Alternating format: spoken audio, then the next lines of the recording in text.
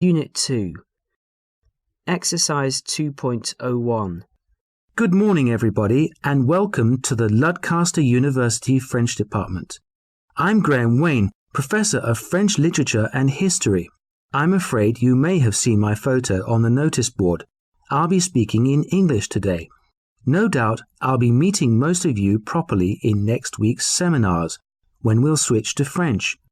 I am also course director for first-year students, so I will be your point of contact for any queries or problems you may have.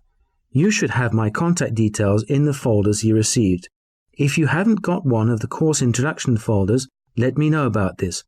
I'm going to give you a brief introduction to the department, the courses that are available, what we expect from you, and what you can expect from us. The French department has 4 professors who are British, as well as 2 native speakers. It's one of the smaller departments at Ludcaster, but we reckon that with 6 teaching staff, it's one of the friendliest, if not the friendliest to study with. At the end of the corridor on the left, you'll see the door to the LRC, the Language Resource Centre. We hope you'll be spending a great deal of time there. There's satellite TV, with 6 French channels, TVs and DVD players, with a large range of French films, at least 400 of them, and more than 1,200 books, about half of which are novels, and most of the rest are politics and history. If you want to take a DVD home to watch, you have to leave a deposit of £30 with Sophie, the LRC receptionist. If you don't return the film within 2 weeks, you lose your deposit. I know £30 seems a lot. We aren't looking to make money out of you, it's just that it's often hard to replace them. There's no deposit for books, but if you fail to return them, you must pay for a replacement. We also have a range of French journals and magazines, and a photocopier. It's not free, but it's much better value than in the university library. Your seminars and lectures start on Monday morning. Yes, sorry. Eventually, you have to start partying.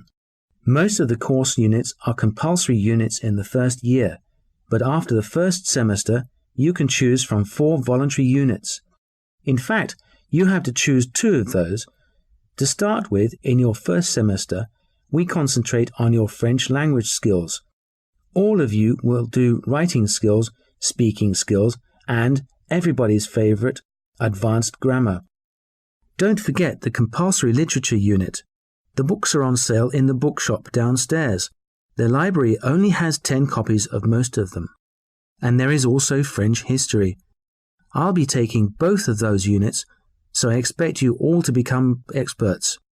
In the second semester, you will continue with the language courses, but you have to choose to specialize in either French arts or French politics.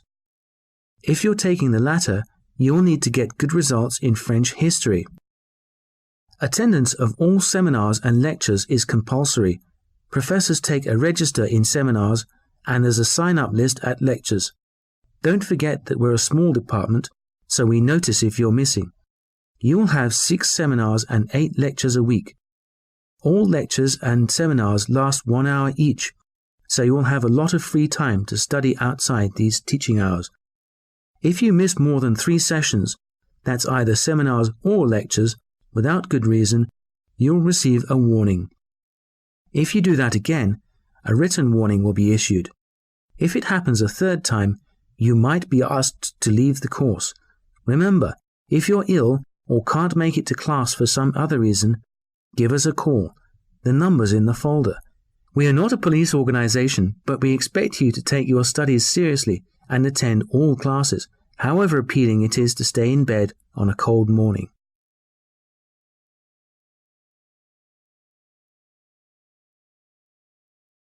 Exercise 2.02. We haven't been to Greenbacks for ages. It's a bit pricey, but they have a decent choice, and we could do with a cup of coffee. Too right. It's been a long week. Their coffee isn't that great, but at least they've got comfortable chairs. What are you going to get, Nat? I think I fancy a large latte. I usually order latte here. I thought you didn't like milky drinks. Why don't you have cappuccino? It's got lots of chocolate on top. Oh, go on then. A regular cappuccino, please. What are you having, Carleen? I love their iced coffee. It's got bits of ice cream in it. Iced coffee, please. It's freezing outside, and we came in here to get warm, and now you're going to get yourself an iced coffee? Have you gone totally mad? Probably. I suppose I should go for the black coffee. It would wake me up a bit, too. Actually, on second thoughts, it's not such a bad idea, Carleen. Cancel my original order, please. I'll have an iced coffee too. Large. What was that about going mad, Nat? Men are allowed to change their minds too, you know. Hey, what's that supposed to mean? Hey, let's get something to eat. My treat. I know you like jam donuts. Oh, you are a charmer. The donuts do look really tasty. Yeah, I'll have a donut, please. Oh, no, that Danish pastry instead. That's the last one. Ha-ha, too slow, Nat. Get the chocolate croissant. Or there's that chocolate bar. I know you love chocolate. You're a bit of a chocoholic, aren't you? Chocolate sounds fabulous, but I'll give it a miss today. I'm going to go for the bacon, lettuce and tomato sandwich. BLT, please. Well, so much for the diet we said we'd go on. All diets start tomorrow. Anyway, we've been snowed under with work, so we deserve a treat, don't we?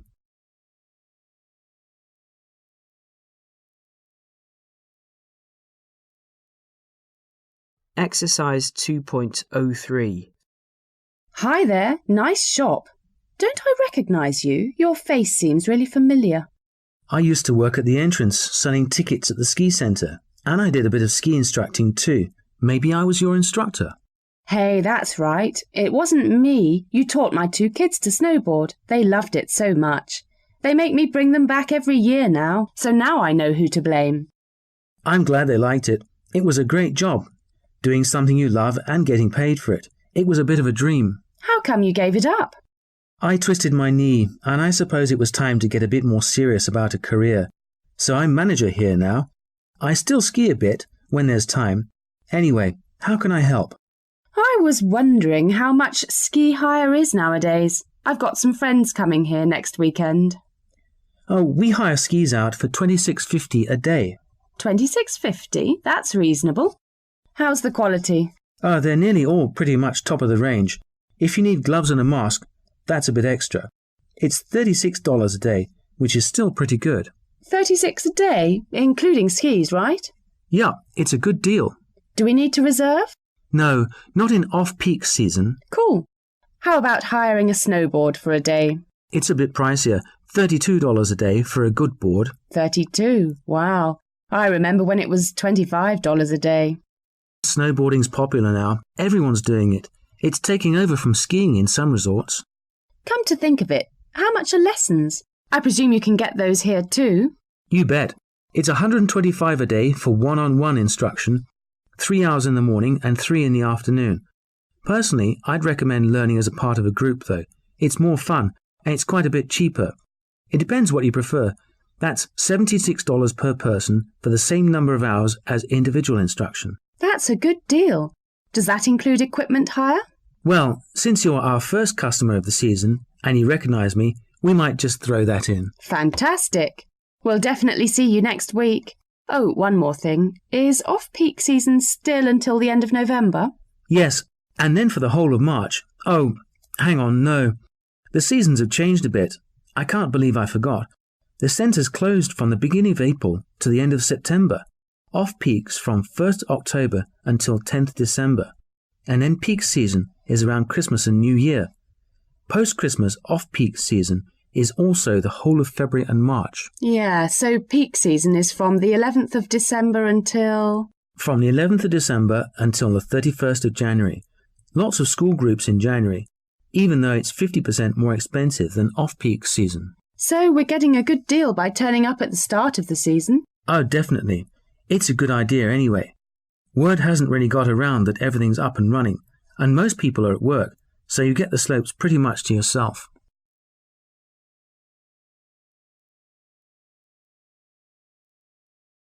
Exercise 2.04. Hey Karen, there's an excellent gig tonight. The bass men are playing at that nightclub, the Big Boogie. Let's ask Mark and Graham to come along. They're good dancers. I spoke to Mark earlier on today. He has to finish an essay tonight, so he won't be out.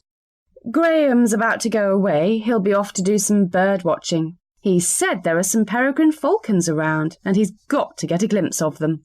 Are you serious? He's a bird watcher. That's a bit of a surprise. Takes all sorts. I tell you what, let's call a few people and see who wants to come along. Good idea. See you in half an hour. So, Karen, who did you call? Loads of people. Graham was just about to leave to go bird watching, but when I told him about the gig, he said he'd be there, so he's coming along. Cool. I called Tess, and Nancy was with her having lunch. Tess is going to make it, although she might be a bit late. Nancy's a bit short of cash, or practically broke, as she said, so she's going to clean the refrigerator instead. I cannot imagine Nancy cleaning her refrigerator instead of going out to a gig. Hard times. She lost her part-time job a while ago. Yes, that's true. So, Tom, who did you get in touch with? I phoned Richard, and he's a yes, so that's great. Doesn't Richard live with Peter? Did you speak to Peter too? Richard will definitely not be partying the night away with Peter, because Peter's on holiday. On holiday? Has his course finished already? It hasn't, but his course tutors told him it was fine. Anyway, he does French, and he's on a cycling holiday there. Cleaning the fridge, cycling holiday? What will they think of next? Well, now that you mention it, Isabel can't come either. Isabel? Oh no, she loves going out. It must be pretty serious if Isabel can't make it. She must be at work then. Yep. She's working until 4 a.m. at McTucky's next to the club, so maybe we can visit her after the gig.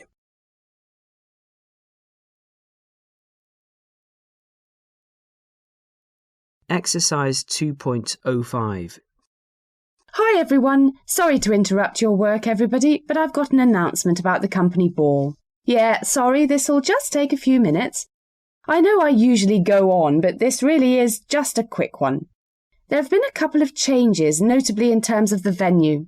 The Sheraton Hotel is in a slightly awkward location for many of you, so the ball is now taking place at the Star Crown Hotel. Apologies to the 3 of you who live next to the Sheraton. We're lucky enough to have booked Jumping Jive.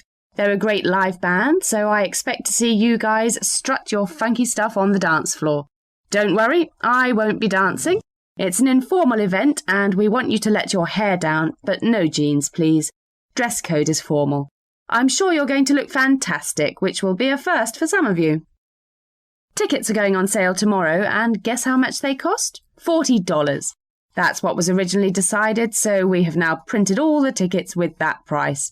We originally set a target of 100 guests. However, now that we've moved to the Star Crown, which has a larger ballroom, we're going to double that number.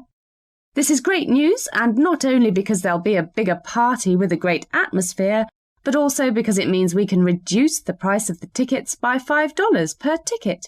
Of course, if you want to give me the $5, I won't complain. Anyway, a few extra important details. The ballroom's on the 3rd floor, not the 4th. We kick off at 7 p.m. with cocktails and some nibbles. The ticket says clearly that we must finish at 1 a.m. This would be true if we were at our original venue. However, the Star Crown has requested that we wind things down by 12, so it'll all be over by midnight. I have no idea where you lot will go after then, but if it's anything like last year, expect to be drinking and dancing until 8 in the morning. Oh, one last thing. Hang on, is he here? No, good. John Smith, the boss, is leaving the company. No, only joking. I couldn't imagine the place without him. It's his birthday on the day of the ball. Don't forget we'll be getting a cake for him. He's saying goodbye to his 30s, so it's the big 4-0 for him.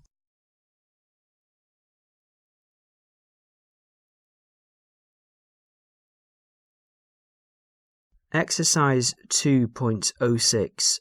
Table filling. Intercity Flowers, how can I help? Hi, I'd like to send a dozen red roses to arrive tomorrow morning, please. Certainly, sir. I just need a few details to complete the order. What's your name, please? Brian Trelawney. That's Briantrel. Yep, Trelawney. Brian Trelawney. Have you ordered with us before, Mr. Trelawney? Yes, I have. I've got a customer number, if that would help. It's IF512 WJ3. IF512WJ3. Ah, yes. Can you just confirm your address, sir? 31A, Molefield Road, Bragton. Sorry, 31E or 31A? 31A for Alpha. MOLEFIELD? That's correct. We don't have a phone number for you on our database. Oh, my mobile number is 0741 66 9861. 0741 669 861. Oh, that's 77 actually. Thanks. I thought it was a bit short.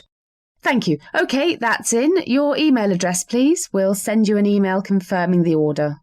Don't laugh. It's topgun@grab.com. Is Top Gun one word, sir? Yes, that's TOPGUN @GRAB.com. If nobody answers the door tomorrow, what shall we do, sir? There'll definitely be someone there. But just in case, sir, can we leave them at the front door or with a neighbour or next to the house? OK, leave them with any neighbour. That'd be fine. OK, sir, that's a dozen red roses for tomorrow to 31A Molefield. That'll be $43.50. The last time it was $34.50. That was a special promotion for Valentine's Day, sir. It's back to its normal price of $43.50. Oh, I see. Fine. Now if I can just take your credit card details, sir.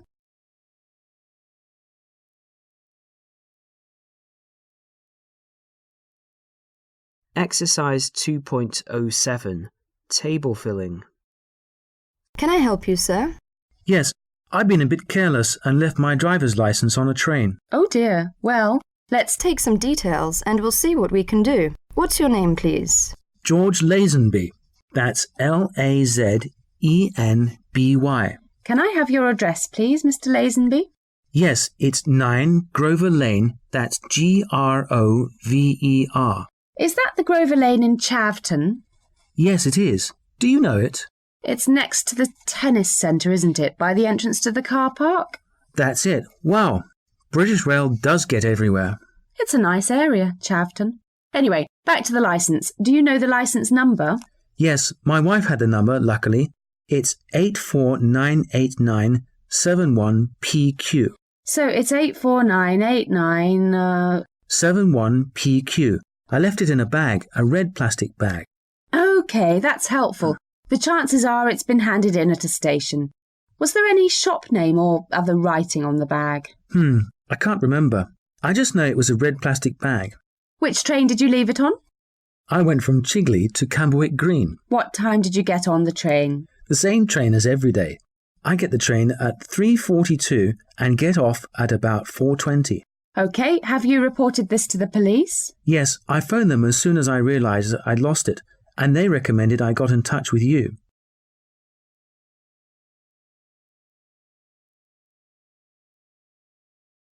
Exercise 2.08. Table filling. So let's see what you've got here. 1 pair of trousers, 2 shirts, 2 jackets and... oh, here's another shirt. That'll be £22.50. No problem, that's fine. Can I have your name, please? Jeremy Paxman. That's Jeremy with a J. So, Jeremypack. No, sorry, it's an X. So, AXMAN? That's right. My address is 42 Zinzan Street. Zinzan? Yes, it's ZINZAN. The postcode's RG4 3IJ. RG4 3IJ. Can I have a contact phone number just in case? 0734 852 88. 0734 852 88. Oh, hang about. It's 2288. Sorry, I'm a bit of a form filler's nightmare. No problem at all. Your clothes will be ready for collection on, let's see, it's the 12th of March today, so yes, on the 15th of March. The 15th? So that's next Tuesday? That's right. We'll give you a ring on Monday to remind you. Here's your receipt.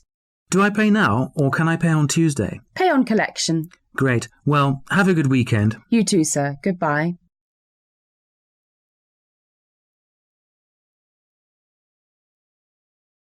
Exercise 2.09.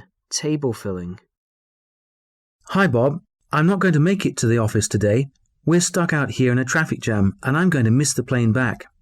Oh no, still, it means I can eat the chocolate you left on your desk. Don't you dare! Anyway, I just wanted to call to let you know. Oh Vic, there's one thing. Someone called about that meeting next month in Norway.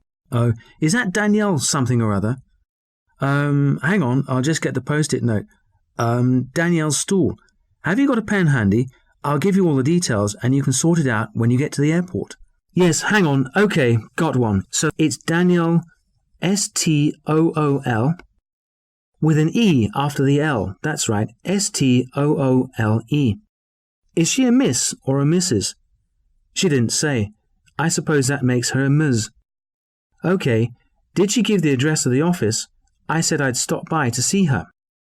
Yes, it's 763 Bath Avenue. 763 B-A-R, Bath Avenue. Cool, that's fine. Well, she said you should email her the details of the conference stand. I've got the address. Okay, shoot. She's Danielle Stool. So it's std@transco.co.uk. std@transco.com. Oops, no, it's .co.uk. Phone number? I'll give her a call. 0340 647 906. She said please don't call between 12 and 2.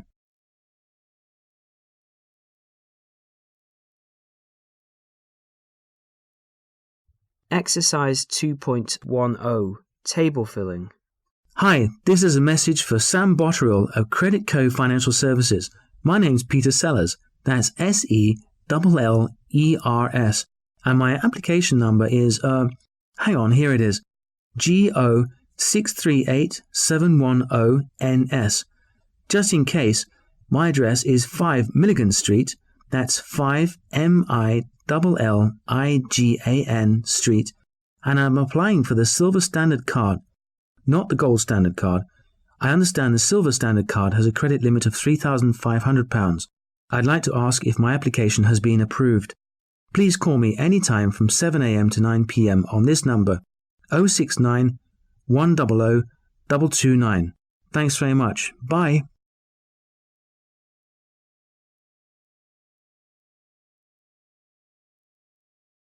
Exercise 2.11. Table filling. Hello there, everyone. Can you hear me at the back? Just joking. Actually, 24 students is a record for us, so I'm delighted you're taking an interest in my native tongue.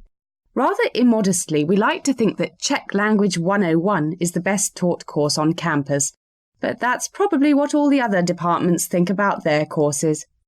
Anyway, I'm extremely pleased to see you here, and I'm sure we'll get to know each other pretty well over the next 9 months or 3 years if you really like it. Last year, 3/4 of our first-year students elected to continue studying the language, and we think that 3 out of every 4 students is a compliment to the friendliness of the Slav language department. I'm Professor Krasensky, and I teach all the language units in the Czech department, although Professor Belova will be returning next January. However, until then, your favourite Czech name will be mine, which is spelt as follows: Krasensky. If you spell Krasensky any other way, especially with an I at the end, you will not be doing very well on the course. Anyway, if you look out of this window, you'll see over there, next to the English Literature Building, a new building going up, the Centre for Modern European Languages, of which we shall occupy 6 rooms. However, until the Centre for Modern European Languages is ready, and because life is never simple, we'll be using the Science Building. Language seminars will be in the Biology Room from 9 to 10 on Mondays and Thursdays. That's 9 to 10 in the morning, ladies and gentlemen, so take it easy on Sunday and Wednesday evenings, please. The Biology Room is pretty easy to find, just ask at reception. Lectures, also by me, I'm afraid, will take place in the Physics Lecture Theatre on Wednesdays and Fridays at the more civilised time of 5 to 6. That does not mean that we start at 5 minutes to 6. We finish at 6 after an hour of fascinating intellectual stimulation. Fortunately, if you get thirsty in the Physics Lecture Theatre, there's the Czech Beer Club on Fridays at 7. If you don't like Czech beer, then you should learn to. 2 other important points. To get into the science building, you must prove that you're a student here, so bring your student identity card for all seminars and lectures. I would also like you to bring a good Czech dictionary. When I say dictionary, I mean a book, not a little computer programmed by someone in China or Malaysia, where they are experts in Czech, of course. I'm not against technology per se, but things that beep and whir and distract attention in class are not welcome in my sessions. Please do not use mobile phones or computers in lectures or seminars. If you're expecting an urgent call, give the person the number of the reception desk, but make sure you switch off your mobiles and computers for all my seminars and lectures.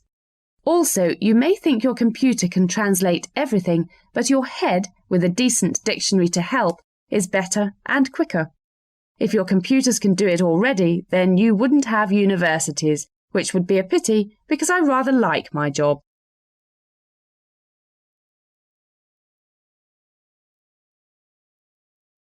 Exercise 2.12. Table filling. Hi, Joel. We've only got 2 hours to send the newspaper to the printers. Have you finished the story yet? The student pub survey is the lead story, so if it's not ready, I might have to murder you. Christine, I told you it'd be ready yesterday, and sure enough, I've just finished it. I had to do some last-minute research. You mean you got drunk last night at Dirty Dick's? Typical man.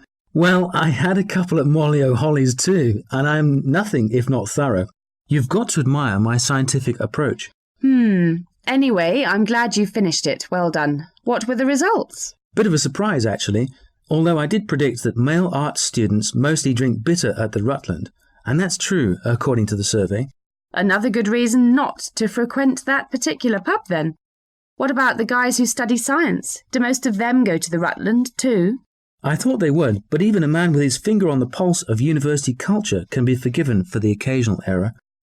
They're bigger lager drinkers in the main, and their favourite haunt is the Temperance. Imagine a date with a physics major drinking lager in the smokiest pub in the world, the Temperance. No wonder most of them are single. Well, the women of academia don't seem to display any great taste in their selection of watering hole either. What do you think female arts students said their favourite drink was? Gin and tonic? Wine? Yeah, red wine's what I normally have. Well, Sherlock, closer investigation has revealed that the tipple in question is Russian in origin, with a hefty kick, and it's called vodka. What's more, they like drinking it in an Irish establishment. Dirty Dick's? Oh my goodness. Molly O'Holly's is the place. Even worse. It's got the worst interior decor I've ever seen. Maybe drinking the vodka makes it look good. Now to the female students. The ladies of the laboratories are a bit more genteel. Gin and tonic at the Blue Anchor for them. The Blue Anchor's only 100 metres from the science building, so that makes sense. And the G&T is pretty strong there. The barmen are good looking too. Are you suggesting that the guys who study science are a bit geeky and might be a touch on the ugly side? You do engineering, you tell me. Moving on quickly, the postgrads we spoke to were almost unanimous in their choice. Must be the old age pensioners' favourite on Smithson's Road. Hey, the 56 isn't bad, and it's much cheaper than most other places. Actually, the 56 is a pretty cool place for a couple of drinks, and they have a great bar. I bet the men drink whiskey. That's what you'd think. In fact, most of the postgraduate male students drive to university, so they generally drink orange juice. We only spoke to 3 postgraduate students who aren't men, and they all live locally, and they're all Scottish. They drink whiskey. So the postgrad men sit there in the 56 with an OJ while their female colleagues enjoy a couple of shots of whiskey? Nice. Maybe I'll enrol in a postgraduate course. At least I'll avoid all the drunken lads.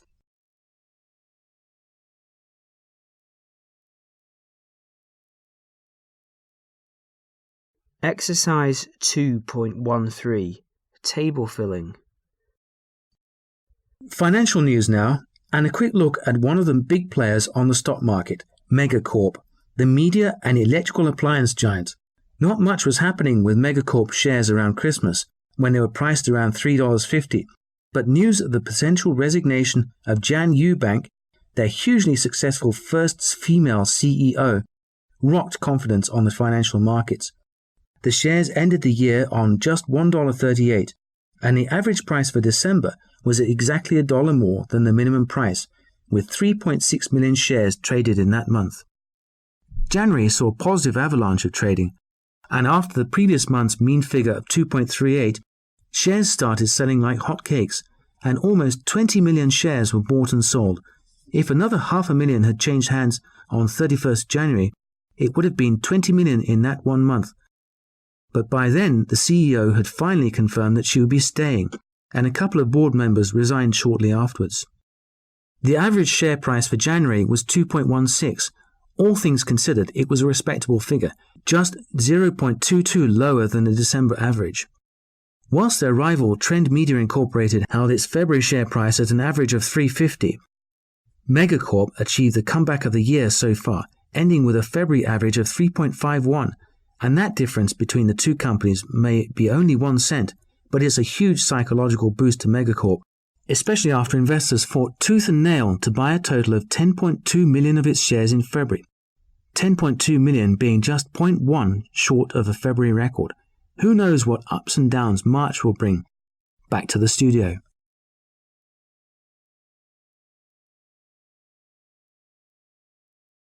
Exercise 2.14. Table filling. Hey Nigel, have you seen this article about those paintings? The 5 greatest modern paintings in the world? Are you thinking of going to see them all? Well, if you're thinking of buying me a round-the-world ticket, taking in Germany, China, Australia, America and the UK, then yes, I will. Oh yeah, I was just popping down to the travel agents to pick it up. You should be so lucky. Still, it would be fun to see them all. I really like Pistachio's work, and Afternoon Tea really is a classic painting. We could go to see it, you know. It's only down the road in London. I'll tell you what, if you can guess the year it was painted, I'll give you the train ticket to London. Cool. End of the 19th century. 1899? Oh, so close. 2 years out. 1901? Wrong again. Good guess, though. It was 100 years before the Van Gogh painting, which I hate. It's just a drawing of a cigarette. Well, what do you expect? It is called Cigarette.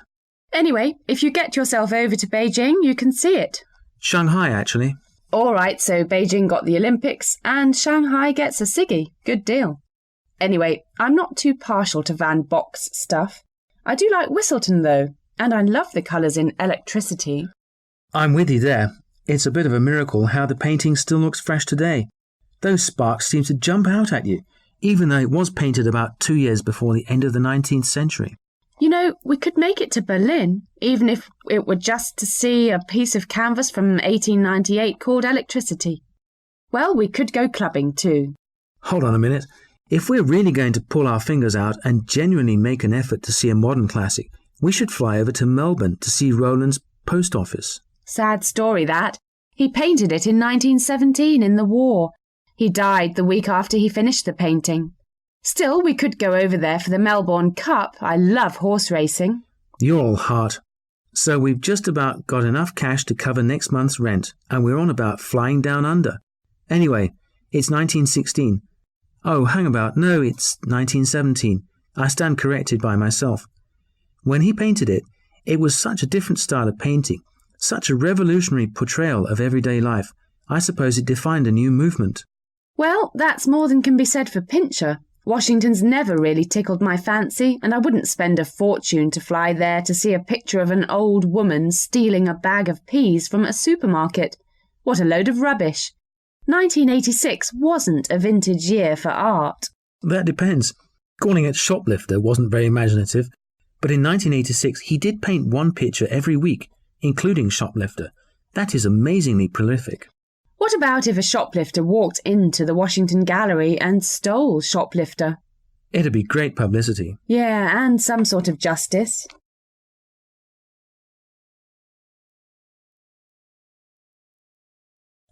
Exercise 2.15.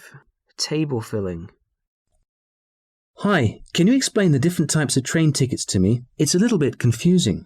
It's not as clear as it might be. We have 5 main ticket types, and the simplest is the standard single. You just turn up, buy the ticket, and go. Can I book those in advance? If you'll bear with me, we'll come to that. That standard return ticket is similar to the standard single, except, of course, it's for return journeys. There are two conditions.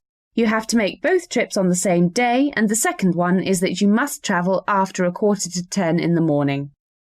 I see. What if I need to return but have to travel before 9:45? Then you need two singles. This all sounds like a bit of a minefield. I know, but if you book in advance, things are better. The Super Advance Single gives you a 45% discount if you book a fortnight in advance. 45% off. That's pretty good. Yes, it used to be only 15%.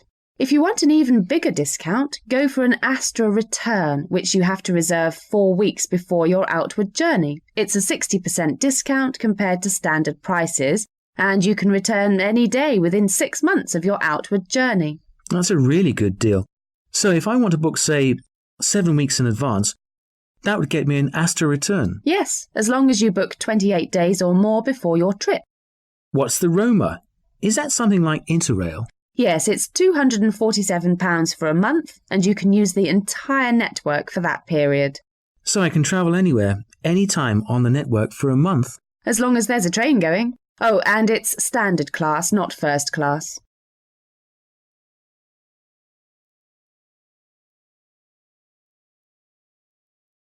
Exercise 2.16. Table filling. So let's get started. Just to reiterate, this is just an informal chat about how things are going with French lessons here at the school. From what you've said, there's not much to discuss in terms of the syllabus or equipment, and things are basically going really well. That's right. I really enjoy teaching here. That's good news. I notice in some classes you're even ahead of schedule, which is practically unheard of. You've mentioned a few underperforming students, though. Well, there's only one student with major problems, but I'd like to just flag a few of them and maybe mention something to the parents. A stitch in time saves 9 sort of thing. OK, who's first? I'll take them in class order. 2B, Brian Jones. He's a strange sort of guy, not bad at all, and his results put him up there in the top 10% of the class. His reading and listening skills are superb. So what's the problem with Brian? He really has trouble paying attention.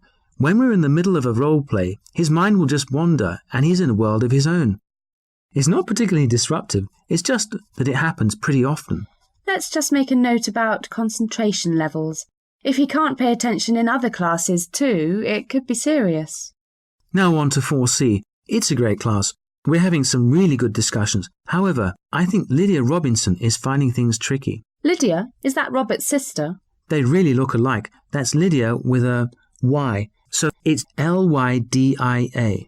OK, so what's up with Lydia? She's not a bad student, really, but she's very bookish. You know, her spelling and grammar are excellent, but she really doesn't understand much when I speak French, and her listening is poor. She just needs to open up more and start communicating. So she needs to be putting her spelling and grammar to good use? You could say that. OK, now on to class 5E. Jemima Ragg is doing well in her written work, and her vocabulary is probably the best in class. Yes, I've taught 5E. Jemima seemed OK. It's when she opens her mouth that things go wrong. Her pronunciation is just awful. Maybe we could ask her parents to make sure that she does more listening and maybe get a private tutor. I really think that would help her pronunciation. OK, who's the last one? I think I can guess. John's son in 6B. No, 6A. I wrote that wrong. Yes, he switched from 6B to 6A. Well, he's a real challenge. Don't get me wrong, he has 100% attendance and he really tries hard, so his effort is exemplary. But what lets him down is his basic grammar. He really hasn't grasped it. So he gives it his all, but he's not going to get any further with his grammar the way it is. That's about the long and the short of it. Every piece of written work is on time, but it's virtually incomprehensible because of his lack of basic grammar.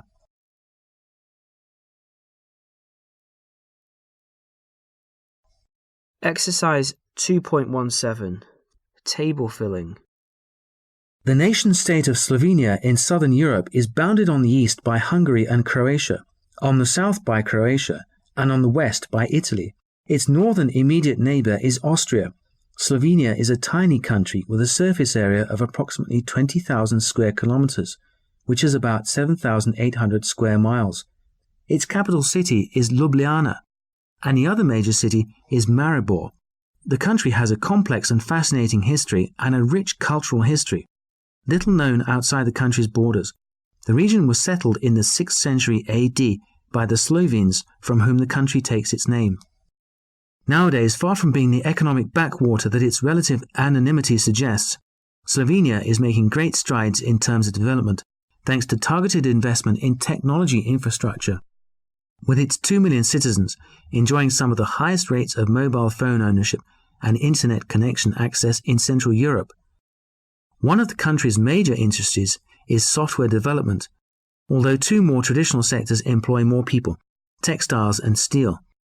Slovenia is a very young country, having proclaimed independence from Yugoslavia only very recently in June 1991. Almost 13 years later, Slovenia became a member of the European Union on 1st May 2004, along with several other Central and Eastern European states.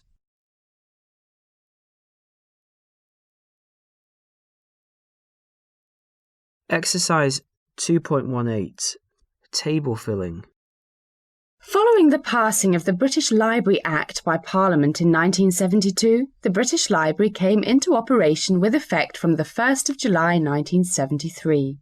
Subsequently, two other major institutions were integrated into the British Library, expanding the depth and breadth of its collections: the India Office Library and Records in 1982 and the British Institute of Recorded Sound in 1983.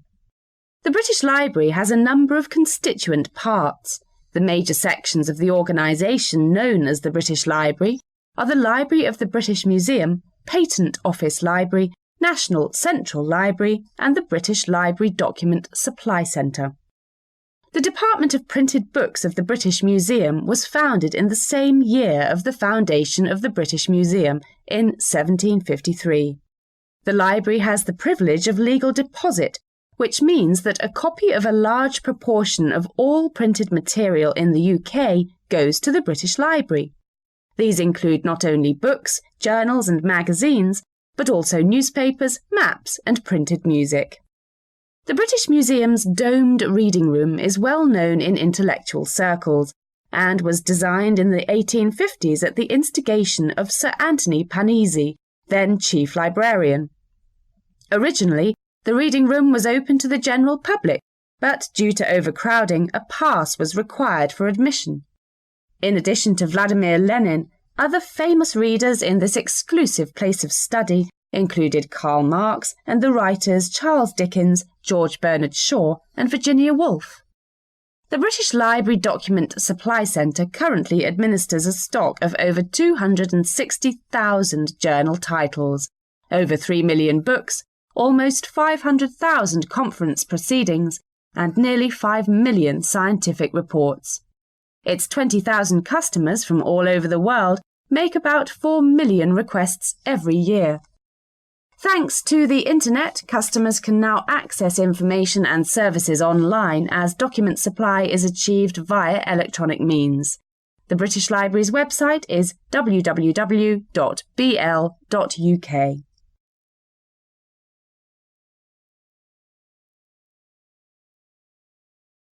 Exercise 2.19. Table filling. One of the leading scriptwriters, stand-up comedians and filmmakers of his era, Woody Allen was born in Allen Stewart, Königsberg on 1st of December 1935. Born and brought up in Brooklyn in New York, he loved reading comic books and watching movies, and he proved to be a natural writer. At school, he was noted for his extraordinarily high IQ, but school is said to have held little interest for him. When he was 15, he took up the clarinet and became an accomplished player, particularly of jazz music. Allen began selling jokes to newspaper columnists, and in the early 1960s began appearing in comedy clubs, telling his own jokes, and is now known as one of the greatest stand-up comedians ever. In the mid-60s, Allen moved into the world of filmmaking, at first as a writer and actor. What's New, Pussycat came out in 1965. Woody Allen proved himself a prolific writer, and as well as movie and script writer, he had 2 hit theatre shows on Broadway. He became a film director in the late 60s and produced some hugely successful film comedies, notably Sleeper, a comedy set in the future, Bananas, a comedy set in a banana republic, and Love and Death, his classic spoof of Tolstoy's War and Peace. In 1977, his film Annie Hall was a huge success and won him praise from audiences and critics alike, and it won 3 Oscars for director, screenplay, and best picture.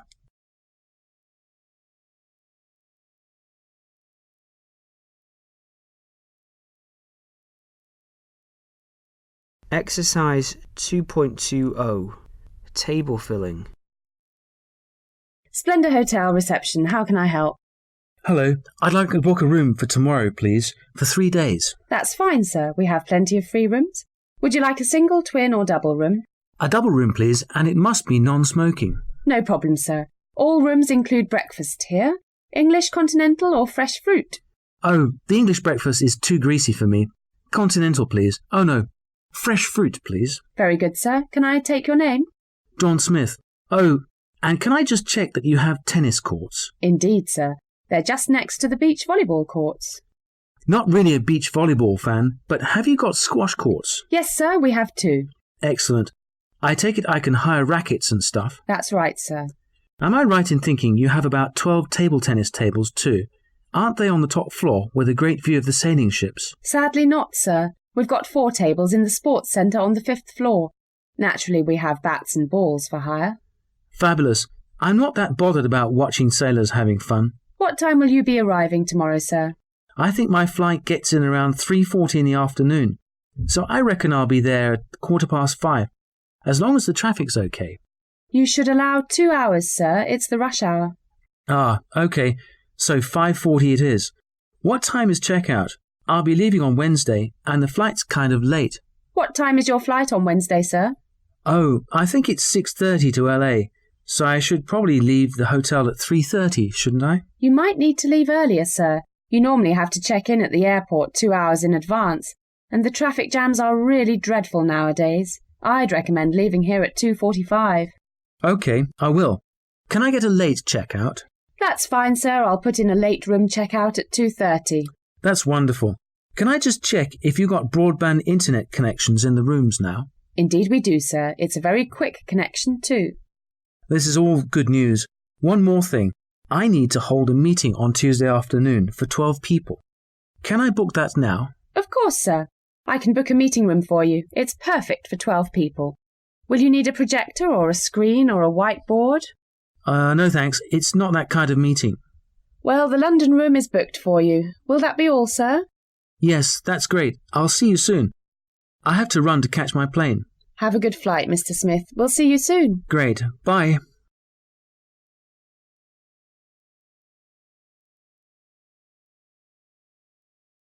Unit 3. Exercise 3.01. Let's go out to eat. I can't be bothered to cook. Nice idea. We haven't treated ourselves for ages. I'd like to go to that new barbecue place, Bill's Grill. Yes, but it's not such a good choice for vegetarians like me. That's a good point. How about, hey, let's try the new place. You know, it was in the newspaper. We read about it in the pub. Oh, yes, it's a new bar and vegetarian place. Reggie's Veggies. That's right. What a name. It's in the new Megaplex shopping centre. Yeah. Where exactly is it? Is that up the road from the library on King George Road? Yes, King George Road. Come out of the library and it's just before the junction with the High Street.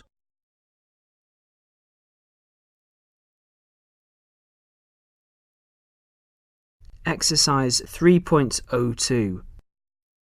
Susan, so we found the bus station, but where do we buy tickets? Good question. My Russian isn't good enough to read the signs here, and there aren't many people around. Hey, there's a guy over there flicking through an English magazine. Maybe he can help us. Good thinking, Sherlock. Let's go and ask him. Excuse me, do you speak English? Yes, I do. Can I help? We just need to buy tickets, but don't know where. Well, go through the sliding doors here, and you'll see a cafe on your right. It might be closed now, but anyway, the ticket office is opposite the cafe. Or, hang on, it used to be. It's either there or on the right through the second set of sliding doors, then past the cafe through the next set of doors, and it's on your right. I tell you what, come with me. I'll help you buy the tickets. I'll just pay for this magazine. The newsagent won't be too happy if I just walk off with it. That's really kind of you. We were feeling a bit lost. Okay, we can go. The sliding doors are over there. Hold it. I don't believe it. It's over there, right opposite us. Things change a bit too often around here. You see that window opposite the newsagent's? That's it. Anyway, I'll come along and help you if you like.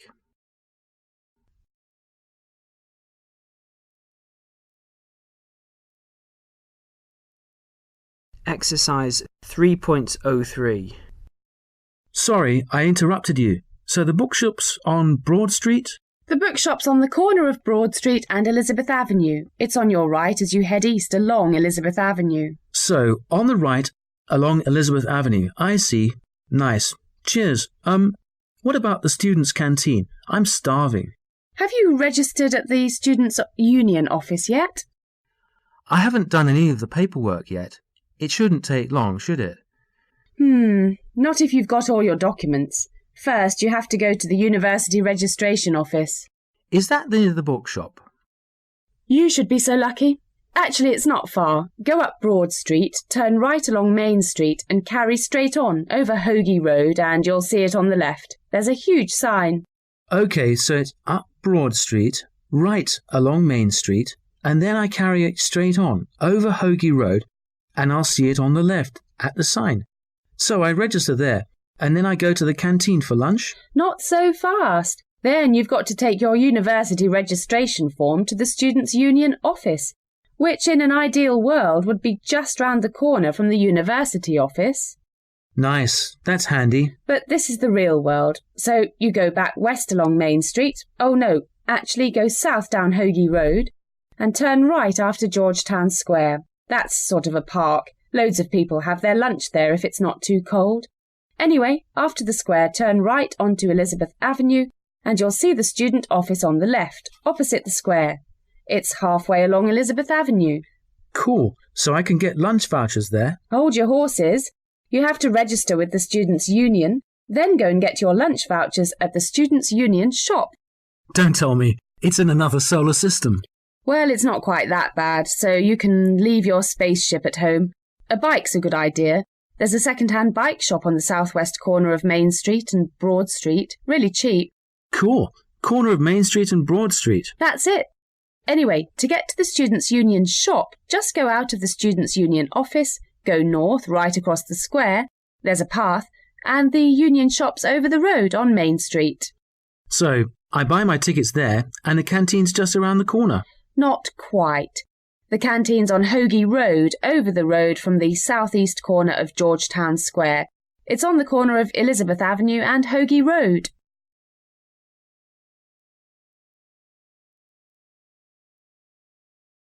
Exercise 3.04. Hi there. I'm new here. Can you tell me how to get to the sports centre? Good question. I'm not really the sporty type, as you can see. Oh, actually, I do know it. We're on the main square now, so if you head south, you'll see the supermarket on your left. Don't turn left, though. Carry straight on until you get to a fork in the path. If you go left there, you'll go to the student block 1, but don't do that. Turn right at the fork and you'll be at the sports centre. The entrance is on the left of the building as you approach it. Nice. Thanks a lot. Since you're so helpful, can you tell me where the library is? Good to see you've got your priorities right. From here on the main square, just go north and take the first right at the fork in the path. You'll see it there. Easy. Don't spend too much time there. It's pretty cold in there. Good tip. Cheers. And a laundrette? I really need to wash some clothes. How much is it, by the way? It's pretty cheap. £1 for a wash and £1 for 20 minutes drying. It's really easy to find the laundrette. It's opposite the supermarket, so from where we are now, just head down south again, that way, as if you're going to the sports centre, and take the first right. You'll smell it before you see it. Brilliant. Cheers. Oh, and the last thing, I'm going to see the student dance show tonight. Where's the student theatre? Cool, I'm involved in that show. I don't dance, but I do the costumes. It's actually really good. Not for the costumes, but there are a couple of fantastic dances this year. It's well worth seeing. Just head north from the square and turn left. You really can't miss it. There's a bar there. I will probably be there after the show. Excellent. I definitely owe you a drink for all your help. Cheers. Got to rush, I'm afraid. No worries. I'll see you later. My name's Bobby. Bye. Jim, cheers. See ya.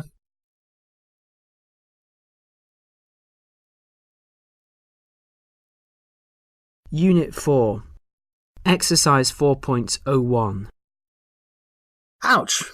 My head still hurts from last night. Well, Christian, that'll teach you to stay out drinking until 4 in the morning. Yeah, but Brenda, it was a great night. It was Jimmy's 30th birthday. I had to be there. Fair enough. Still, you were at work on time. That's pretty impressive. Thank goodness for bacon sandwiches, and thank goodness for coffee. I must have had 12 cups of coffee today. Well, as long as you're on good form tonight. Tonight? What's on tonight? Don't tell me you've forgotten the staff Christmas party. You're the DJ. There'll be no music without you. Don't worry, Brenda. I've got all my CDs here with me. I won't let you down. How are we going to get there? If you like, I can give you a lift there. I'll need your help with the navigation anyway. It's at the Holton Hotel, isn't it? It's actually quite easy to get to. You go over Brighton Bridge, over that big roundabout, and then turn left at the petrol station with the big blue sign. Is that the one opposite the Design Museum? That's it. Then just go straight on for 3 miles, and you'll get to Green Park. The hotel's just next to it. Easy. OK, so if it starts at 7:30, what time should we leave the office? Well, it's Christmas. Let's finish at 4:30 and have a couple of pints at the pub. The Red Lion is a perfect place for a nice beer. You just don't stop, do you? Still, that's a nice idea. I like the Red Lion. I can't drink, of course, but I think it's a good idea. As the boss, I suppose I should buy a few rounds for Christmas. OK, listen up, everyone. We're finishing today at 4:30, and before we head off to the Holton, we're all going to the pub over the road. That's an order. I'm buying, so you should definitely be there.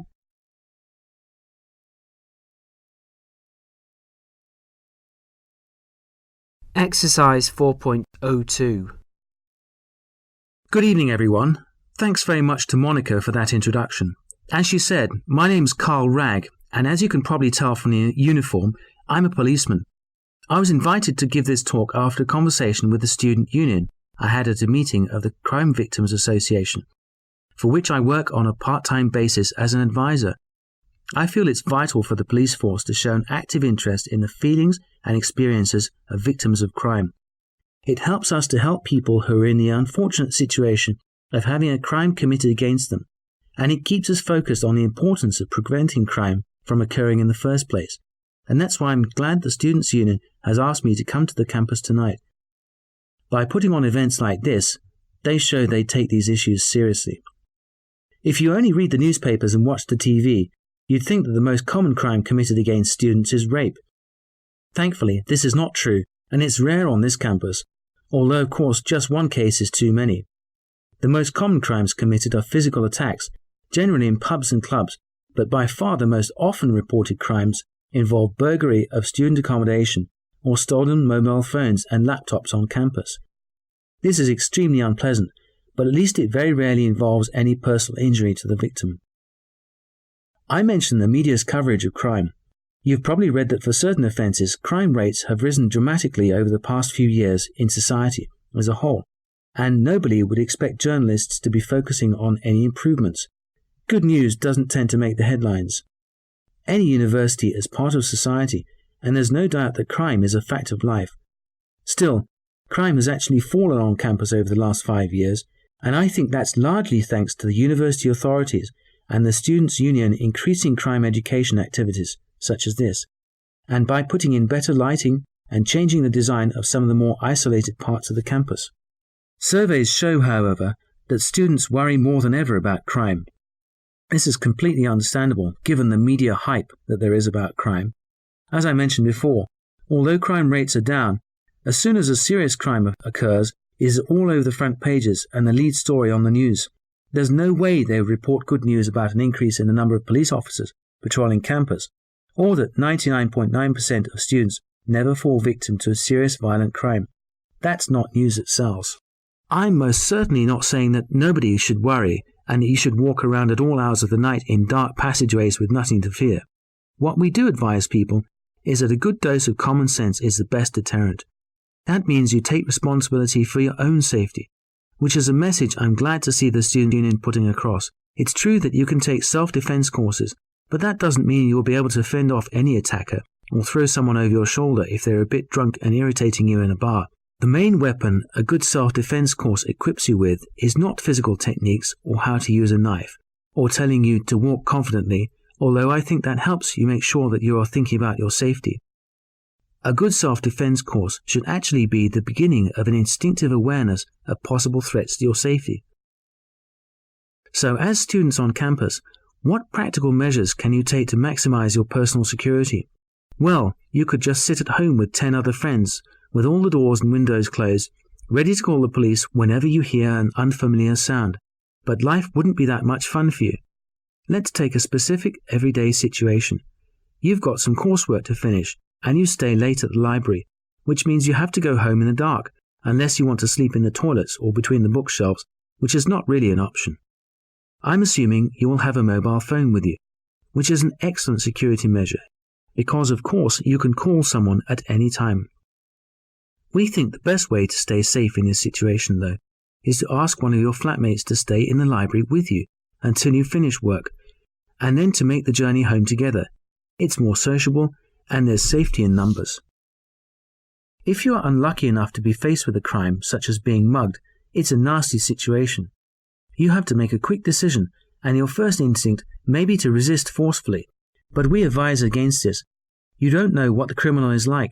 You could run away, but often people won't help you if you're running away from somebody. It's a confusing situation, and nobody really knows what to do. If possible, therefore, we recommend asking for help from passers-by. This may involve screaming for help, grabbing someone, and asking them to call the police. But whatever you do, try to seek help if it seems possible. These are just general guidelines based on our experience. It's hard to give specific advice for every situation that might crop up. However, we do tell people not to carry a knife.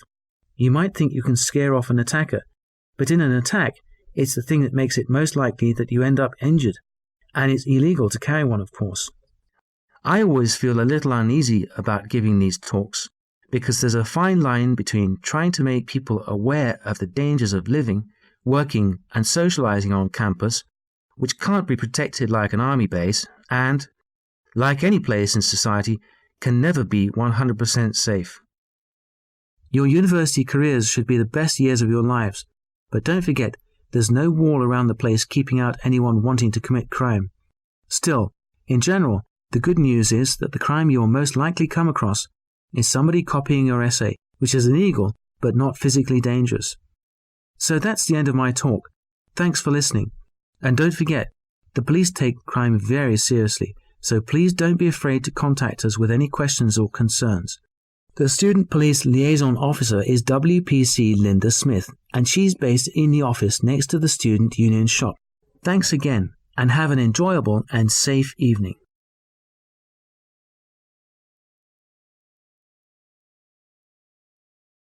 Exercise 4.03. Hi there, everyone. I hope Ron covered everything at the meeting before lunch. Any questions? Just in case you're not sure, I'll give you the details about the trip today and about what you'll be doing tomorrow. Depending on traffic, this journey should take about 7 hours, so we reckon we'll be in Newcastle at 8 o'clock this evening. There'll be dinner as soon as we get there. The camp manager normally makes us an excellent spaghetti bolognese, and there's always plenty of red wine, so you should sleep pretty well. There are 2 people to a tent, and please make sure you get the right one. The camp manager's got a list of which tent you'll be in, so don't worry. They're clearly marked. Tomorrow we have to be up and out at 7:30 for breakfast. We start work at 9 a.m. We will need at least a few hours to get things ready. The festival opens at 1 in the afternoon, and you'll get a chance to go and see some of the bands playing. Please let your supervisor know when you want your 2 hours off. Anyway, I hope we have a good trip, and I'm sure the festival's going to be fantastic. If you have any questions, please feel free to ask.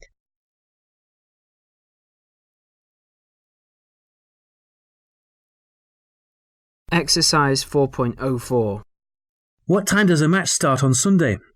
Well, most people turn up at about 1:45, but things kick off for real at 2. The referee likes to start the match on time. Cool. Will I get a game? How many other people are going to turn up? Oh, don't worry. We're lucky if we can get a full team out, especially during the winter. I think 12 people should come along on Sunday, and that's out of a total membership of 49. Don't feel guilty about taking someone's place. We're glad you're playing. That's a relief. I didn't want to take someone's place away from them.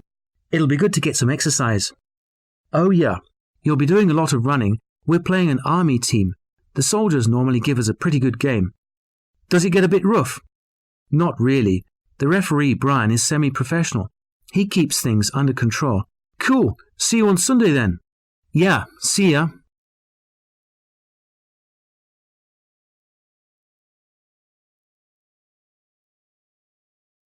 Exercise 4.05. Did you hear about Sam? Sam? I thought he'd gone to America. He only went there last week. I remember his leaving party.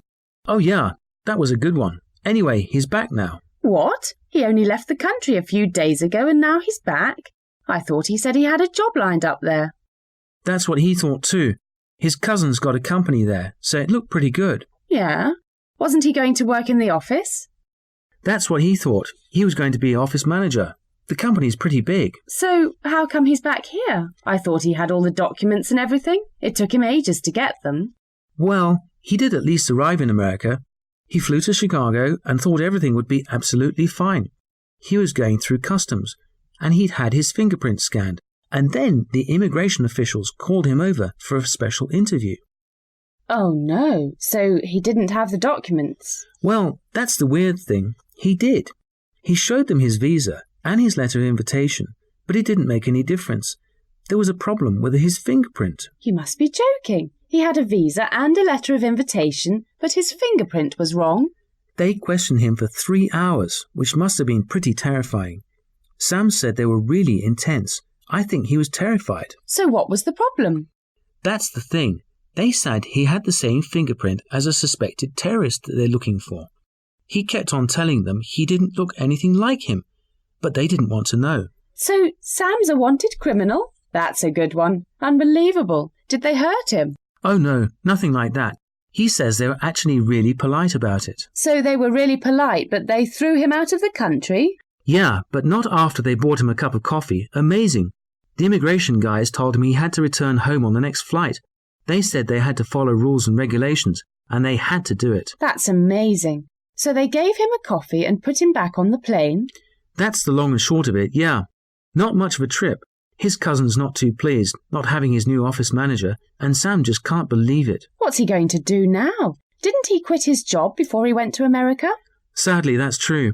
Sam's going to ask them for his old job back, but he's not sure if they haven't found someone else already. Still, there is some good news. What's that? Well, we're having a welcome back party, Saturday at the pub.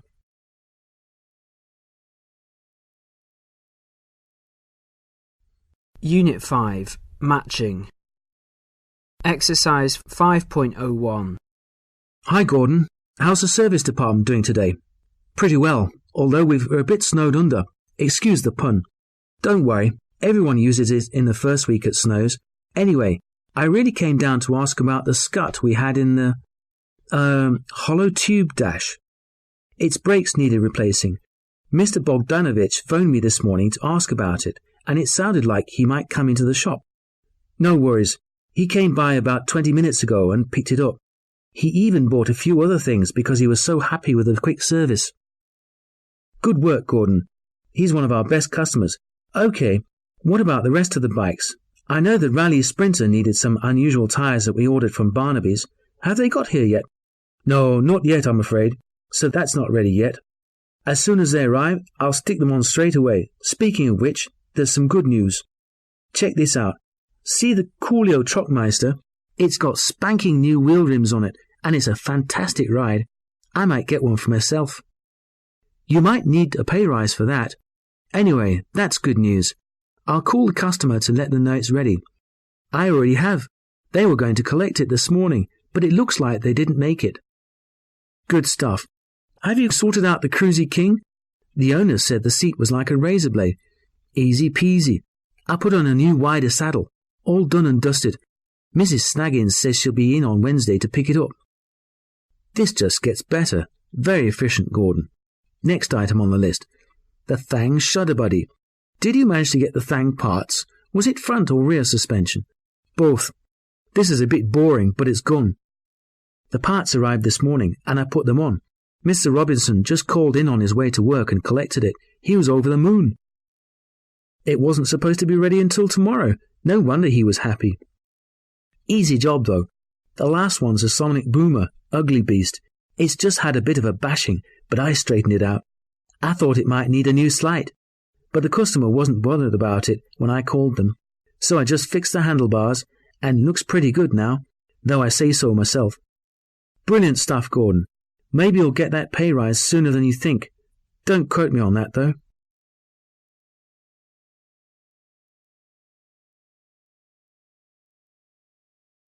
Exercise 5.02. Hello everybody, I'm here to show you around the Arthur Bertram Memorial Hospital, where you'll spend the next 6 months doing some of your training.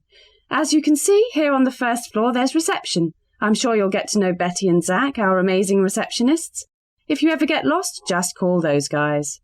The hospital has 9 floors in total, although I doubt you'll be using the top floor. That's where we keep medical supplies. You shouldn't really be going to the stores area. You'll probably start off with a stint in the X-ray department, which can be a bit depressing with all those broken bones and other nasty things they discover there, but you will love Dr. Striebkin. He's a wonderful doctor and a great teacher. The department is on the 4th floor, but Dr. Striebkin's office is the 3rd floor, next to the orthopaedic ward. It's a bit of a pain having to use the elevator all the time, but it's quite an old hospital. One of the best equipped wards is the children's ward. It's actually very new. It's only in its 6th year, so it's the baby of the hospital, and a lot of the equipment is state-of-the-art. The children's ward is just upstairs from the X-ray department, so it's on the 5th floor. Speaking of just upstairs from reception here is the physiotherapy unit. We're very lucky to have some of the world's leading physiotherapists, and we've just had a new aquatherapy pool put in. No swimming allowed by medical students. I notice some of you are doing your first 3 weeks in the eye department, so you'll get a great view of the city when you're not busy, that is. It's on floor 8, so you can get some good exercise if you use the stairs.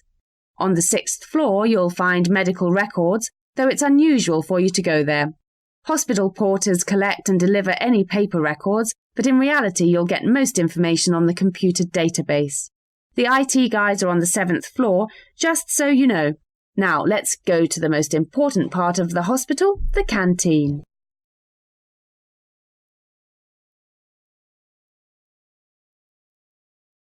Exercise 5.03. Hi, Bob. I hear you're running the Teaching Skills summer course. I might be interested in coming along if that's okay, but I'm not sure if I'll be able to make it every day. Yes, it was a big success last year. We're doing it again.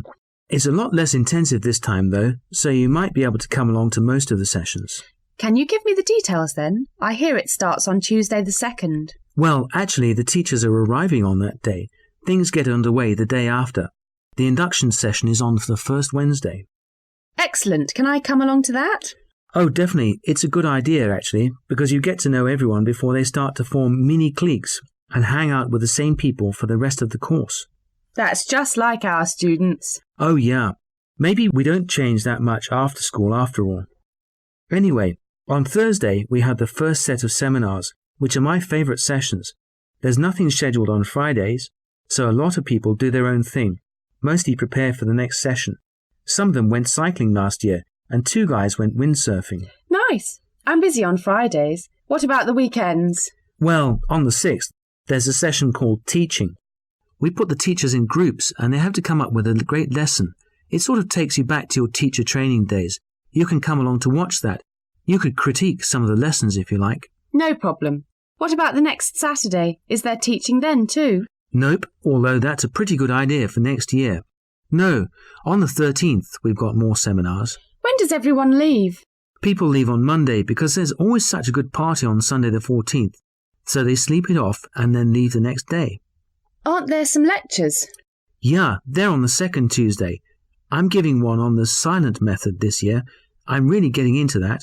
I'm sure I'm supposed to ask if you speak during that. You're only the millionth person. Anyhow, the next session is feedback. That's on Thursday. Feedback? Shouldn't that be the last session? That's what we thought last year, but this time we want to be able to change the second seminar session in response to the feedback session.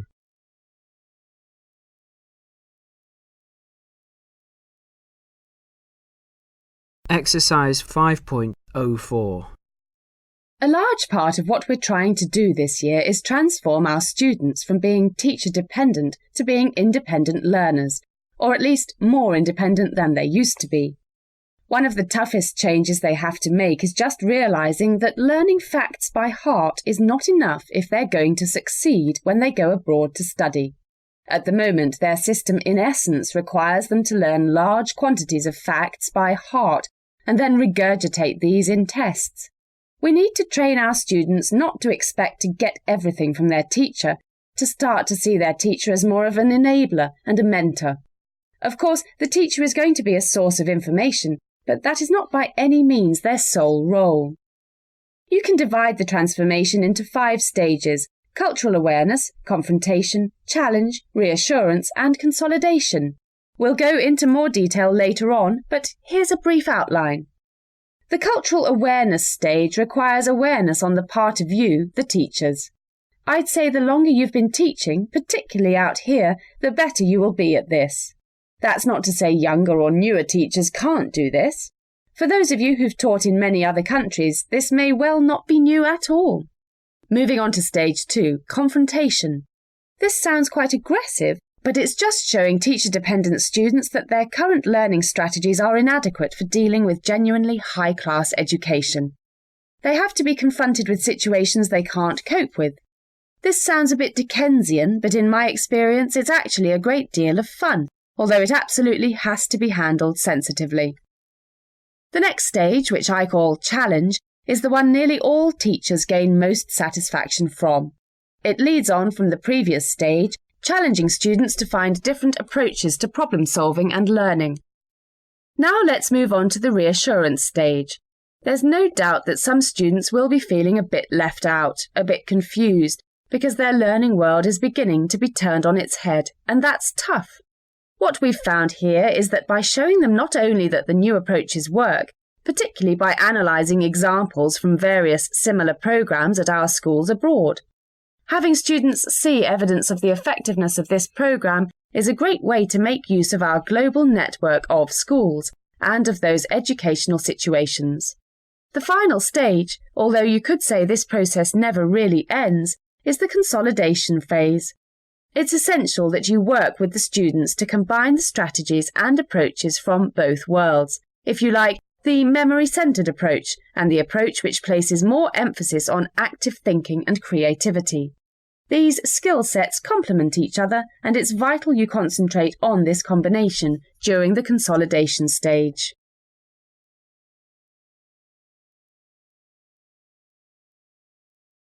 Exercise 5.05. Belgravia is a fascinating country, not only from the point of view of its long and complex history, but also, luckily for us sociologists, from a sociological point of view. Their education system is very strong indeed, and it's been in the top 12 of pretty much every international indicator of standards for the past 15 years. Whilst we make language learning a bit of a specialization you can give up when you're 14, in Belgravia they are already starting their second foreign language when they're just 12. Another factor which reflects the importance placed on education is the late age at which they leave school. In most countries, school leaving age is 18, but in Belgravia, they hang on in there for an extra year, doing research projects and community work. Certainly, in comparison to the youth of many other countries, young Belgravians are considered very mature for their age. All schools are mixed, and their average age for starting to date is 14. I know one tabloid recently reported Belgravians have their first boyfriend or girlfriend when they are 12, but it just goes to show you can't always trust our press. Once Belgravians have left school, nearly all of them get their own apartment or share a house. There are excellent schemes to help young homeowners get on the property ladder too. The average age for leaving home has come down from 21 to 19 in the last 5 years. It seems incredible to us to imagine our teenagers have their own place. Another factor in their social mobility is that they are only 17 when they buy their first car, so they learn independence very early on. Parents say it's really nice, since their kids can drive them to parties. That must be very handy indeed. Interestingly, given their apparent love of independence, the average age of marriage is very low. In most Western countries, the age is approaching 28, but the average age for Belgravians to get married is 7 months before their 22nd birthday. With that statistic, you might expect sky-high divorce rates, like in the UK or the US, where rates can be 35 per 100, or even higher. Yet again, the Belgravians surprise us. Only 1/5 of marriages end in divorce. It sounds almost like a paradise on earth, but it must be said that the economy is based on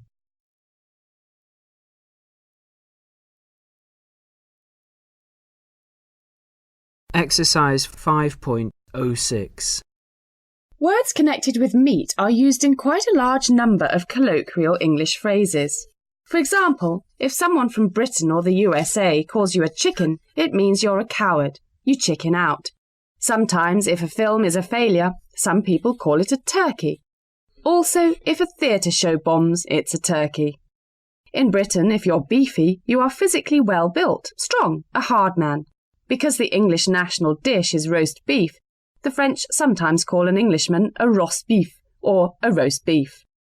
If you're sheepish, you're not covered in wool and you don't walk around windy grass fields, but you are considered timid or shy. If you can't stand someone eating very loudly and untidily, you might say that he or she eats like a pig. That might be unfair to pigs. Some pigs I've seen are quite delicate when they eat. Anyway, if someone eats especially quickly, you might say that they wolf it down. However, if you're very hungry, you might say, I could eat a horse. Although horse meat is not generally eaten in the English-speaking world.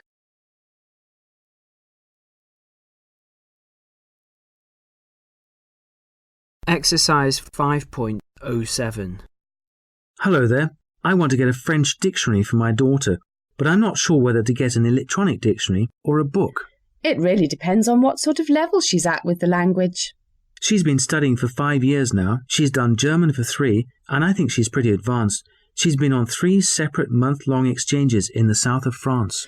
In that case, she'd get the most benefit from a really good book dictionary. That's interesting. My daughter's heart's set on an electronic dictionary. You know, one of those pocket-sized things. She says it's so much easier to carry and use. They are much handier, aren't they? I think it's okay for looking up words for beginners, and it's useful when you're travelling, but if you're really committed to learning and genuinely interested in a language, a proper dictionary is much better. A good book dictionary has far more examples and explanations, and a vastly wider range of vocabulary. When you look at the page, you can see so many more different words at the same time, which you can't on an electronic display, and that can really help you expand your vocabulary. Isn't it much slower than an electronic dictionary? To start with, perhaps, but once you get used to a real dictionary, it's actually far faster for advanced language learners. You find the information you need really quickly.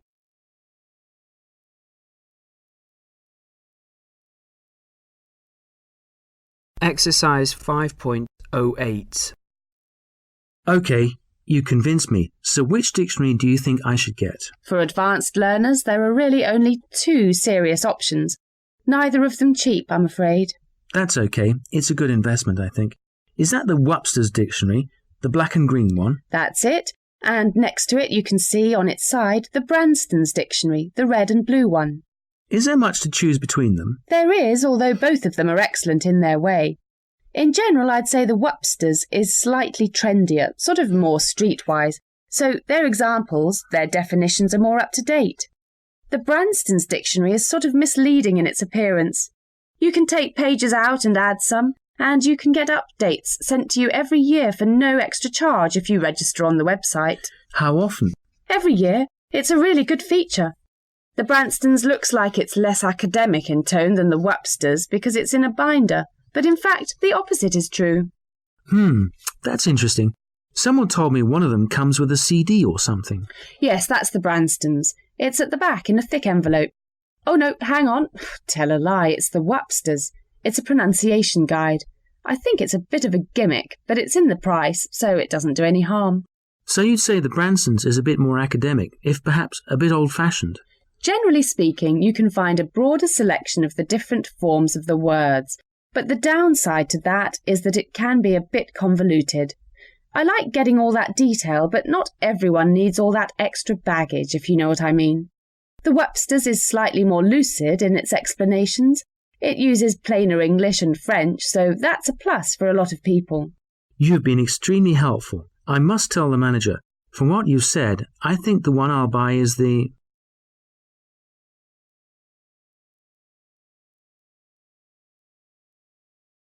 Exercise 5.09. Hello, Super Spicy Indian Restaurant. How can I help you? Hello, I'd like to order some food, but I've got a few questions first. No problem. What would you like to know? What types of bread do you have? We have quite a few different varieties, but our most popular are chapatis, naan bread, and we also have poppadoms. What's the difference between them? Chapatis are just a simple round bread. It's flat. It's baked in an oven. If you want something that is similar but not quite as simple, naan bread is slightly spicy. What about the poppadoms? They're very thin and crispy, fried in hot oil. I suppose they're more like crisps than bread. Thanks for that. What type of curry have you got? We've got dozens of types of curries, and not all of them are actually Indian. If you don't like spicy curry, chicken korma is a good one. It's a mild curry with chicken and coconut. The sauce is delicious. Our Rogan Josh is quite spicy. It's a lamb curry. Do you like lamb? I love lamb. For our next curry, we've taken the recipe from Thailand. Our Thai seafood curry is really popular. It's quite unusual, and it's got prawns, fish, and potatoes in it. I know potatoes aren't seafood, but they taste wonderful with the fish and prawns. Some of my friends are vegetarian. Do you have any vegetarian dishes? You might like to try our tofu and vegetable curry. That's tofu and vegetables served in a spicy sauce. You could have some bhajis with that. What's a bhaji? Oh, that's vegetables coated in flour and fried in oil. Our bhajis are pretty spicy, actually very spicy. We also do soft drinks. Do you deliver, or do I have to come to collect? Yes, we deliver. If you live within a radius of 3 miles, delivery is free for orders over £10. You can come and eat at the restaurant if you like. Thanks very much. I'll speak to my friends and I'll call you back in a few minutes. Thanks for calling. Goodbye.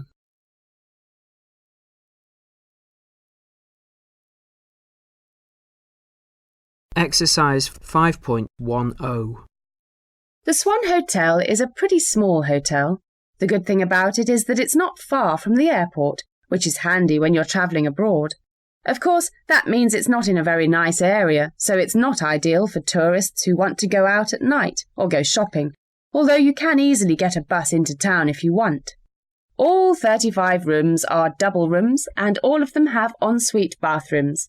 They have nice big bathrooms with a bath and a shower. Each room also has a normal TV, a trouser press, and a safety deposit box for keeping your valuables in. I suppose it's a typical business traveller's hotel, but it's also okay if you're just staying overnight to take an early flight. Although there's no web access there, their website is really good. It's very informative and you can book rooms online. They take all major credit cards. The Sunrise Hotel is a lot closer to the centre of town, so it's probably a bit more expensive than the Swan. It's within walking distance of Theatreland and the big shopping centres. If you don't want to go out, you can stay in and watch satellite TV. There's a honeymoon suite if you're feeling romantic. They serve a really huge English breakfast too. All the bathrooms are en suite, if a little on the small side. Every room has a broadband internet connection, although you have to pay a small charge for that. Oh, if you really want some luxury, book the honeymoon suite. It has a jacuzzi. Also, all the rooms have free movie channels on the TV, which is good if you're feeling a bit tired. It's a bit strange, though. You can only pay in cash or by cheque. It's a long way to the airport, though. The Backpacker Hotel is a budget hotel pretty near the centre of London. They say they're only 2 minutes from the underground station, but you have to walk quite quickly. I reckon it's about 10 minutes, but that's still good. You can take the underground when your flight lands, although it takes more than an hour to get there. It's a long way. They've got 60 rooms, which are quite basic but warm. They have shared bathrooms, so if you want ensuite facilities, you'll have to go elsewhere. They don't have an internet connection in your room, but they have a little room which they call their business centre. It has a fax machine and an internet connection if you want to plug in your laptop. That's pretty good for a cheap hotel. They take cash only.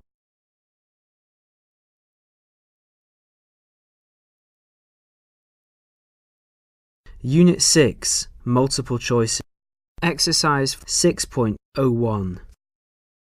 The 1956 Olympic Games were held in Melbourne from 22nd of November until 8th of December and were a huge success, launching the Australian city, and to some extent the whole country, on the world stage with a whole new image.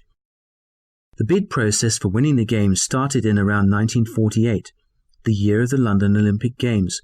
After that, 2 former Lord Mayors of Melbourne, convinced that their city could cope with the demands of staging the world's most famous sporting festival, decided to lobby intensively on behalf of the city they love, funding the trips from their own pockets, without even asking for help from local taxpayers, local businesses or the Olympic Committee.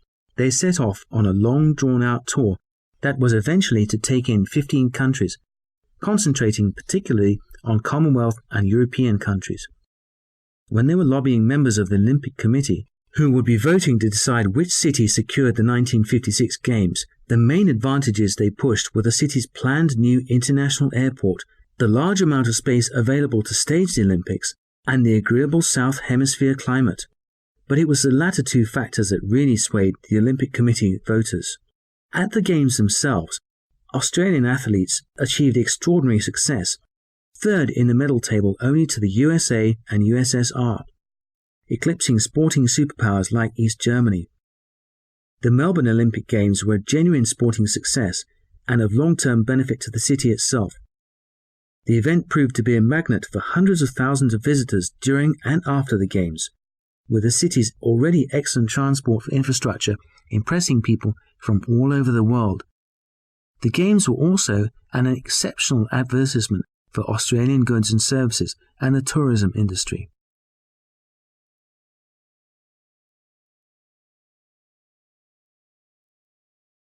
Exercise 6.02. Before we finish assembly, just a word about the job seeker services the school offers. As you know, as students of vocational courses, you have exclusive access to our job seeker service. You're required to find a part-time job as part of your skills in the community course, and we provide you with an information service. You have probably already seen the information desk, where you can find the list of jobs next to room 101, just along the corridor from the Careers Advisors office. The Job Seeker Centre, as we call the desk, is staffed. That's open for business from 10 in the morning till 4 in the afternoon. The Job Seeker Centre is open almost every weekday of the year. Understandably, on New Year's Day it will be closed, but otherwise the service is available any time during the school holidays. But we found there's no point being there during everyone's favourite time of the year, exam time, so we give it a break then. The information desk has cards with limited information about jobs, but you won't find a list of qualifications or the hourly rates there. Don't forget, most of these jobs don't require many qualifications. The cards feature a brief description of what the job involves and the hours the employer wants you to work. The jobs advisor at the desk can give you limited help. Once you've taken a card, though, the ball's in your court. You have to take down the information and call the prospective employer yourself. We can't hold your hand through that. Don't expect to find your dream job immediately. Hollywood acting jobs are pretty thin on the ground, and even the jobs you might expect to be readily available, like hotel work and cleaning jobs, will most likely prove elusive, to say the least. Our experience tells us that you're most likely to secure employment helping to look after children or manual labour. Not quite the cushiest of numbers, but they're good experience anyway.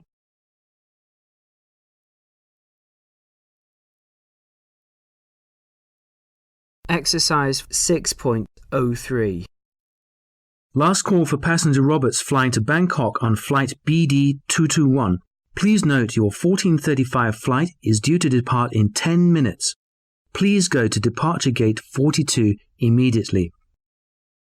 Starline flight number SL525S, flying to Kiev, departing at 14:55, is now boarding at gate 8. This is an announcement for passengers on Moondance Airlines flying to Chengdu. Flight MA354 departing at 15:30. Your flight has been delayed and will now be taking off at 16:20. Please go to gate 45 30 minutes before the rescheduled departure time. Announcing the departure of Moldavia Airlines flight VD624 flying to St. Petersburg. Would passengers please proceed to gate 39. This flight is now boarding for takeoff at 16:10. Scheduled arrival is at 20:10. We regret to announce that due to rerouting to avoid inclement weather conditions, the flight is now scheduled to arrive at 20:40. Airport announcement to all passengers. Please make sure you pay your airport tax before going through immigration. This can be paid at the airport tax counters or at machines just to the left of immigration. Airport tax for international flights is $9 and $5 for domestic flights. Thank you.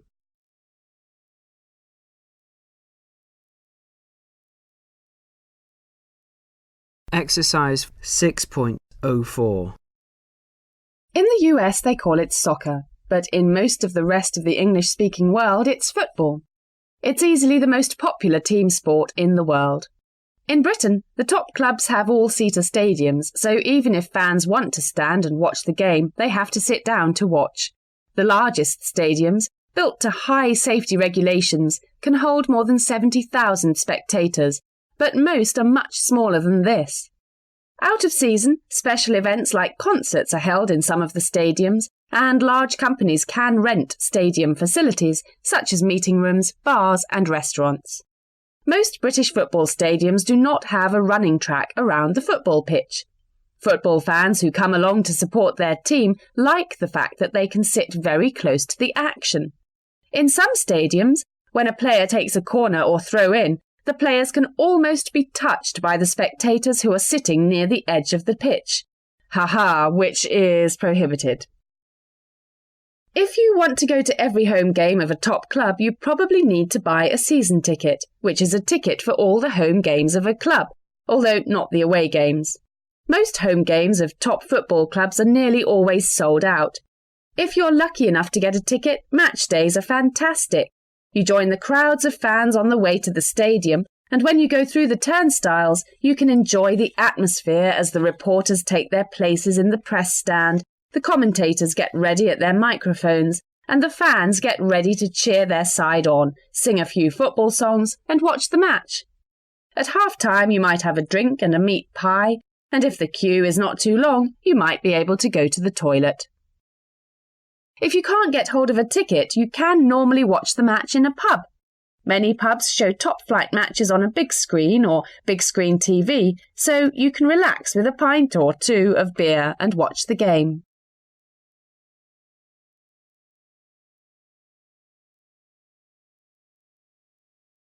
Exercise 6.05. Hi there, and welcome to Cross Creek Riding School. Before we go over to the horses, I can see you're all itching to get riding, which is great. We need to go over a few ground rules. If you break any of these basic rules, you will either hurt yourself, or if you don't, I will most likely throw you off the course. I realize that sounds a little unfriendly, but I want to impress on you from day one the importance of following these basic rules. If you do, you most certainly will be safe and enjoy your riding to the full.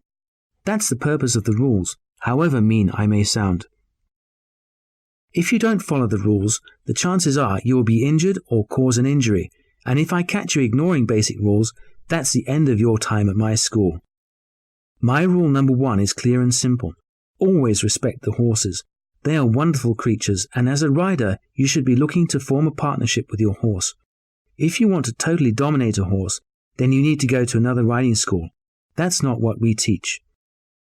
The next rule is really 2 rules. Always wear a helmet and boots when riding, unless you want to maximize damage to yourself if you fall off. And always wear boots when you are anywhere near a horse, unless you want to lose a few toes. These rules go for all riders. Rule 3 is more of an observation. You will fall off. I hope you don't fall off immediately, but someday, sometime, probably when you least expect it, you will fall off a horse. Even the greatest riders in the world can tell you painful stories of taking a tumble. You don't make an omelette without breaking a few eggs. It's that simple. Another rule is that when you're around horses, particularly if they are even slightly agitated or uptight, walk closer to the horses rather than farther away, especially if you're behind them. You may think you're a long way behind a horse, but unless you're more than 3 times the distance of the horse's body away, he or she can still kick you. It is not a pleasant experience. I learned the hard way, unfortunately. This next rule should be common sense. No screaming, no yelling, no shouting anywhere near the horses or this riding school. Keep your voice down. You do not want to shock the horses, and I do not like shouting either. You might think that the most common mistakes people make are technical ones, such as mounting the horse incorrectly, sitting with your weight in the wrong place, or whatever. Actually, the mistake you see most from people who are new to horses, or who don't want to learn how to behave with or around horses, is that they just don't pay attention to the horse. Remember, however well you know your horse, he or she can still be unpredictable, so you have to keep an eye on them. What we are aiming to do is to teach you what you need to have the confidence and ability to get out there and really enjoy that amazing feeling of being in partnership with a horse out in the open air. That's my final rule, and it's probably the most important one overall. Enjoy it. Riding is fun.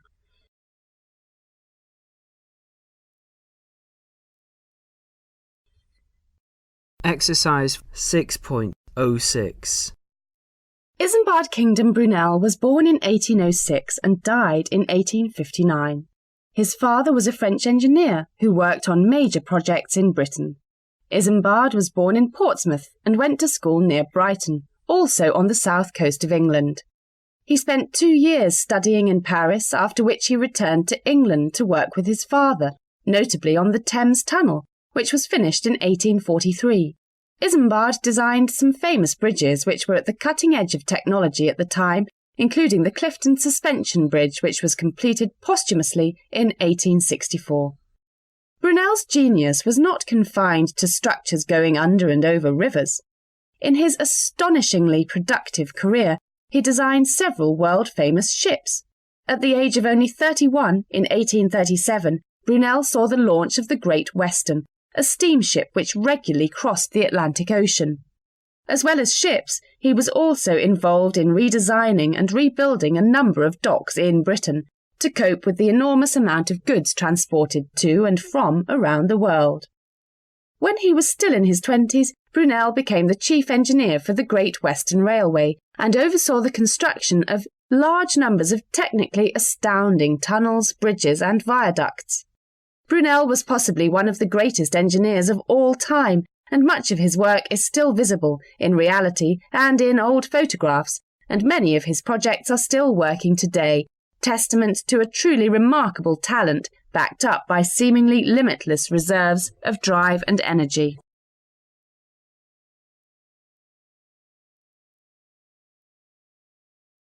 Exercise 6.07. As flying long distances becomes ever more common, long flights with young children are something parents have to cope with more often than perhaps they'd like to. Flights can be unbearable because when kids get bored, they can be simply too much to handle. However, there are some ways of making those long plane journeys at least tolerable, and possibly even fun. I should just mention I collected all these tips from my friends and fellow passengers who'd read about the subject in books and magazines, and found the advice useless, and in fact learned from their own experience, and after one particularly nightmarish trip to the States, which I shall never forget as long as I live. If you know you're going to be flying long distance with your kids, book early and let the airline know that you will have young children with you. The chances are they will give you seats in a row all by yourselves, which means that you can get settled in and the kids have a place to play, rest, and you hope, sleep. With your own row, you don't have to keep such a beady eye on the toys as you might otherwise, and the aircrew know exactly where your little terrors belong. You might be tempted to book yourselves into or try to blag yourselves seats in business class, comfortable seats, a vast array of film and video game entertainment and wonderful food, including ice cream and other goodies, should keep your little darlings happy for a long time. Personally, I'd advise against this, even if the peace and quiet might seem like a bargain. Other business class passengers might well be far from delighted at being near your loved ones, and if they make a noise, it is far more noticeable in the posh section. Should your children lose their cool, and you're not coping well with the situation, don't forget the aircrew. The stewards and stewardesses are far more experienced than you are in terms of dealing with temper tantrums at high altitudes. And not only children's temper tantrums. Do not by any means be too embarrassed to accept their help. Another tip I strongly recommend.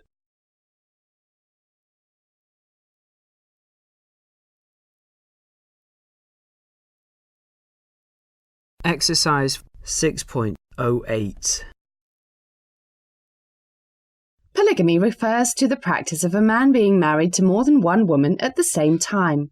Approximately a quarter of the world's people live in societies where husbands are entitled to have more than one wife. Before the spread of the Industrial Revolution, marrying several women was not an uncommon way for a man to accumulate a respectable fortune, thanks to the dowries that came with matrimony. Sometimes the wives did retain some financial independence, either by continuing to work or thanks to a share of the dowry. The husband generally had very little to do with the everyday family routine, with the wife or wives taking care of the essential duties required for the successful upkeep of the household. With the rise of universal education and the progress being made in terms of equal rights for women and men, the economic responsibility of polygamy, the practice of one husband having many wives, and having the associated large number of children, is making the prospect less and less desirable, whether or not it is socially acceptable. For centuries now there have been arguments about the pros and cons of men having several wives, but generally, in industrialized countries, the practice is socially unacceptable, if not illegal, everywhere. There are some societies where women are the ruling sex, and they have several husbands. In the animal kingdom, many species are polygamous, and it is thought that this is nature's way of trying to ensure the survival of the particular species.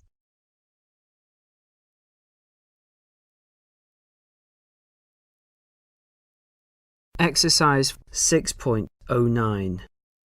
Biology is the study of life.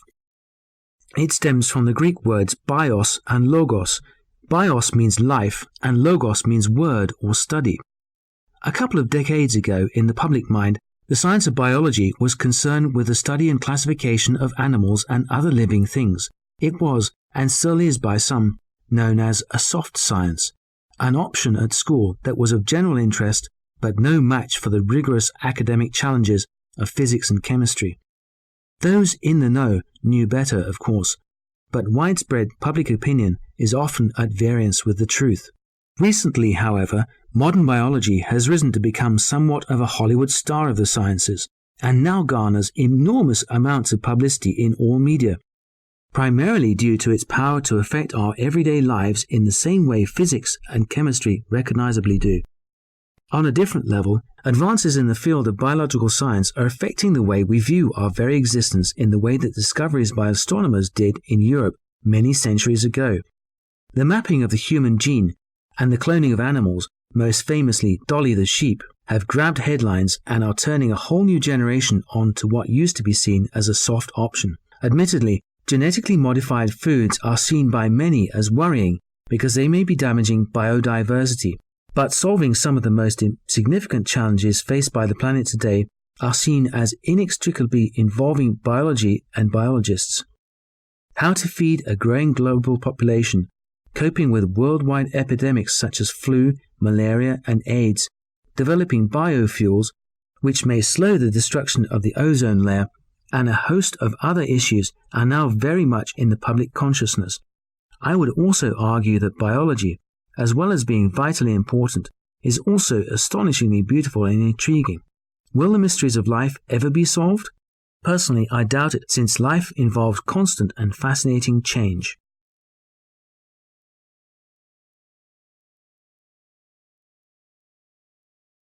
Exercise 6.10.